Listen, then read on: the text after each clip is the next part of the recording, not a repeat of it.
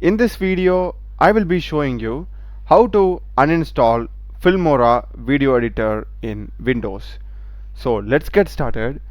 First thing, if you're having Filmora opened, just close it, and here we'll be having the arrow icon.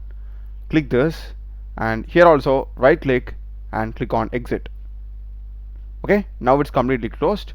Now go to search and type control panel, open it. Here you need to click on programs, select programs and features, and here we are having this wondershare Filmora, and you're having another one also. Just right click and uninstall, and just give a reason why you have uninstalled it.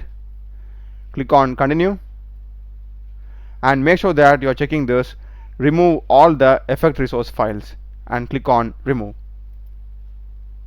Successfully uninstalled. Just click on done, and we can close this and refresh it.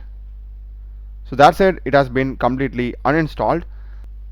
Now we can delete some leftover folders. So for that, just go to search and type run.